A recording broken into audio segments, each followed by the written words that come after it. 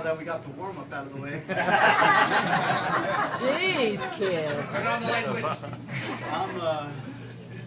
I'm from Texas, and this next poem is for the Panhandle, some of the stories I've heard, some of the things I've seen, and just the history with that place. So this is for every city between Amarillo and Midland, Texas.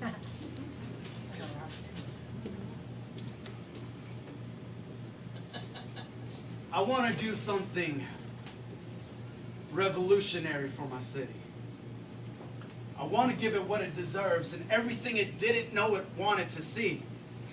Like peace of mind, not splattered across the sidewalk. Blood spots footstep to the white chalk, and despite the sun being up, most days it still feels dark.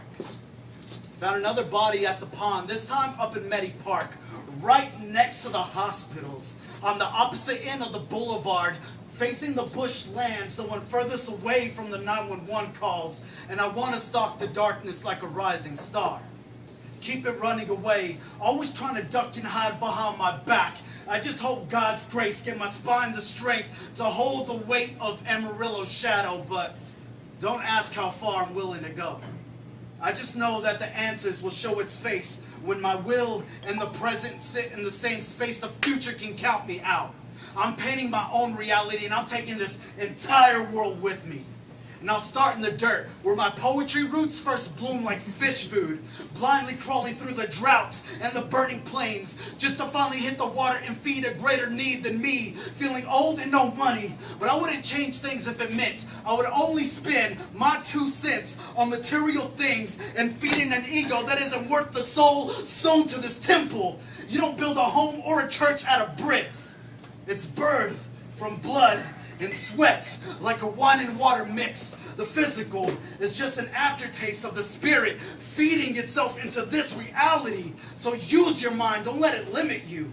Laws of nature and man were meant to keep us cuffed and from straying too far from the hand that greeds, when the truth is recognizing the divine and the subtleties of everyday life does not sideline the existence of a greater creator. It just puts the proof inside every set of eyes that we walk by on a daily basis.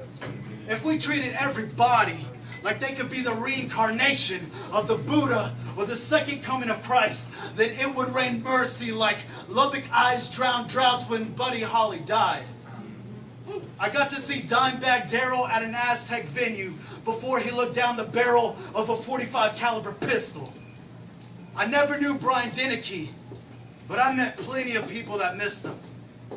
Astronaut Rick Husband, he left behind a widow. And so many of the poets in my city write about suicide just to paint a different shade on the friendly face haunting the back of their mind. This place can be really brutal. I met an old man in a tire shop, and he said he needed an entire new set to pass inspection, and he told me he couldn't afford it at the moment. He couldn't afford a ticket either, so he was kind of screwed. And he told me things haven't been so great since his wife left, but he would see her soon. So until then, he had to continue to work and break his back just until he reached that day. A determined soul and a positive attitude does not pay the rent. And all of this debt doesn't let the heart rest for a single second. This place can be really brutal. I am not the inverse, and I know I am not the answer. But I want to be the catalyst that brings balance and tips the scale in favor of the people. I have nothing, absolutely nothing to give them. But an epiphany screaming inside your mind keeps asking me to wake you up so you can see the power that we've had all of this time. If only we can move as a single body, the strength would be enough to elevate all of us to a love that moves through us like fresh water, quenching the spirit's quest for a thirst greater than the self, like becoming a thought of God, one he chose to write down. In a book he titled Life, written right next to a riddle that read, despite their freedom, it still rhymes with my will. When will they realize the actions they take will match the ink that I spill?